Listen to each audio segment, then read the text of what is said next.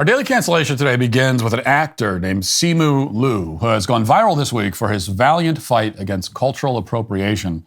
NBC News has the story. Actor Simu Liu blasted a pair of Quebec entrepreneurs last week who went on Canada's version of Shark Tank to pitch a drink they say has transformed Boba tea. Sebastian Fizette and Jess Frenette, founders of a bottled popping boba and alcoholic bubble tea brand called Boba, were seeking $1 million in exchange for 18% of the company. The company's product, featured on the latest episode of CBC's Dragon's Den, raised concerns online about culturally appropriating the traditionally Taiwanese drink known as boba or bubble tea that's become popular around the world. The brand's presentation sparked backlash from people who pointed out that traditional foods are often commercialized by people who overlook their cultural significance. After he took a sip from a bottle, Liu, who joined the show as a guest dragon on Thursday, said he thought it tasted fine, but that he was concerned about this idea of disrupting or disturbing bubble tea.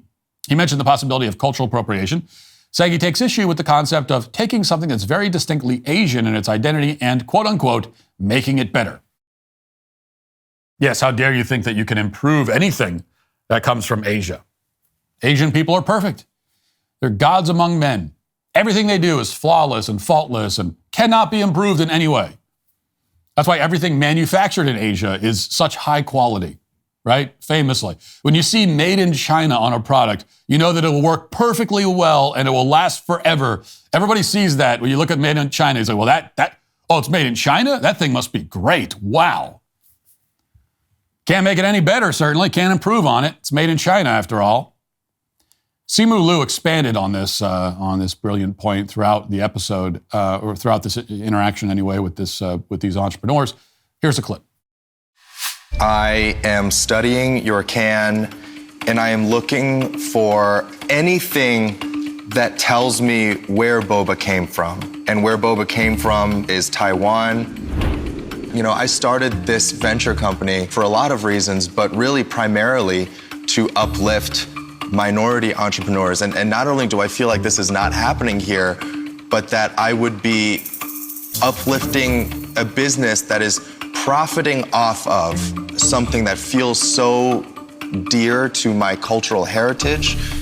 I want to be a part of bringing boba to the masses, but not like this. So for that reason, I'm out.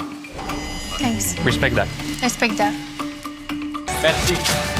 Makes me sad how successful this business is. It makes me sad that people are, they're drinking boba with a raccoon with a sun. It doesn't mean that they don't have the opportunity to change and do that. That's true, but there has to be a willingness, and I have to be able to invest in these founders knowing that, that change is possible. They didn't say no.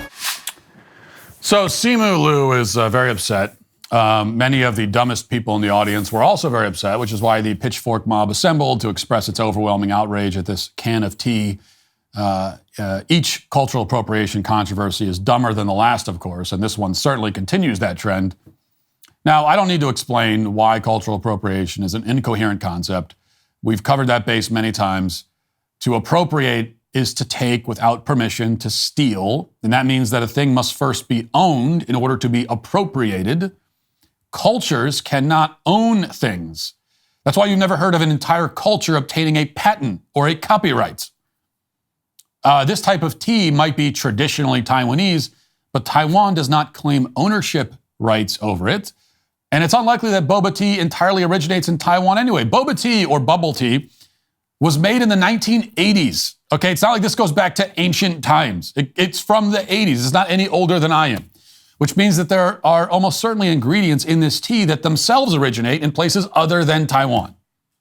That's how it works. Cultures are influenced by other cultures. Cultures borrow from each other. They change over time. They evolve or devolve. In our case, this is one of the many reasons that cultural appropriation is nonsensical. At least Simu Liu himself better hope that cultural appropriation is nonsensical. After all, Liu is a man of Chinese descent who got his start in television by playing a Korean in a Canadian sitcom.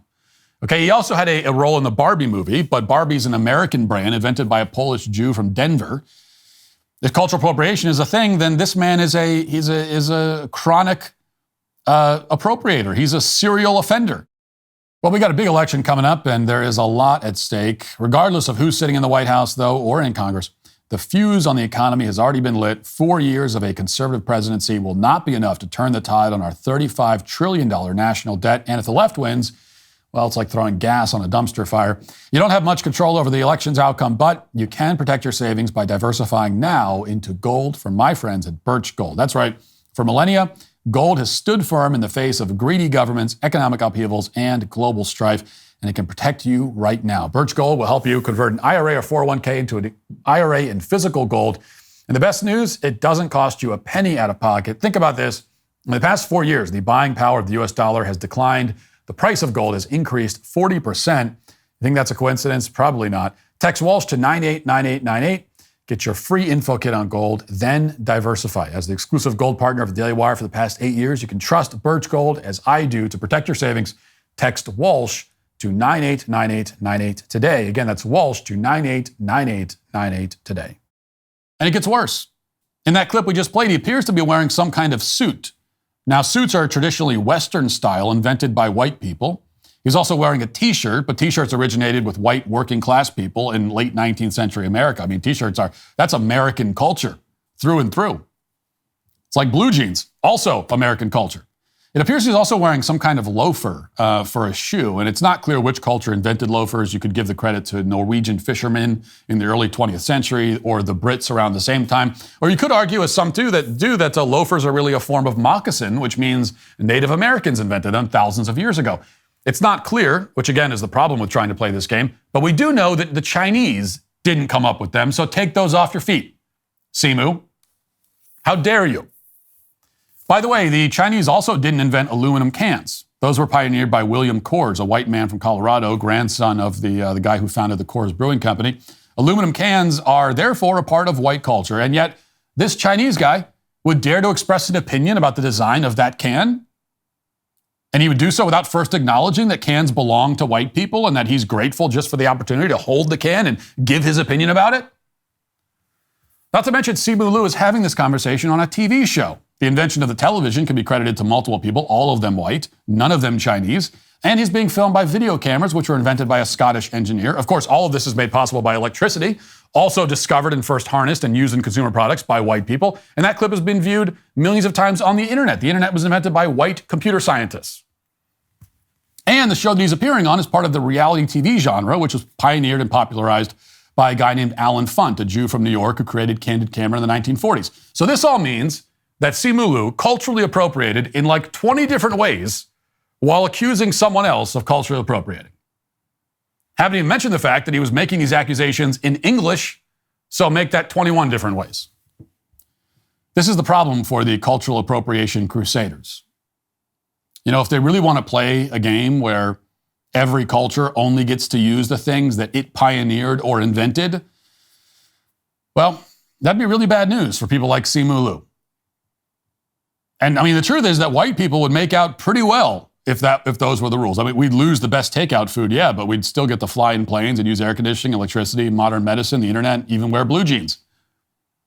Most other groups of people would have a much tougher time with those rules.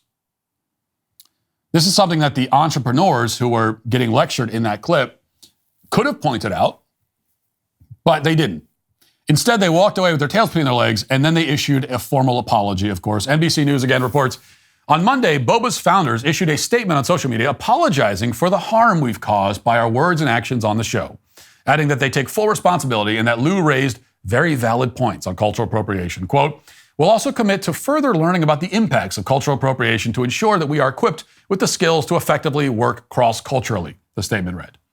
In Boba's apology statement, the business owners clarified that their comments about being unsure of its content and their claim that their drink is healthier was intended to refer to other ready-to-drink products like theirs, not traditional boba tea formulas. Well, that was inevitable, of course. And it's why, despite everything I've said here, I'm not actually defending these people. I mean, go ahead and cancel them. Drive them out of business. Go ahead. They deserve it.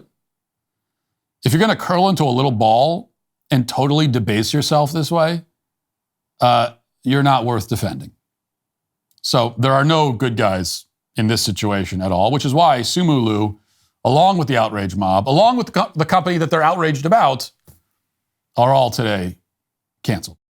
Thanks for checking out this video. If you'd like to listen to my full podcast on the go, you can check out The Matt Walsh Show on Apple Podcasts, Spotify, or wherever you get your podcasts.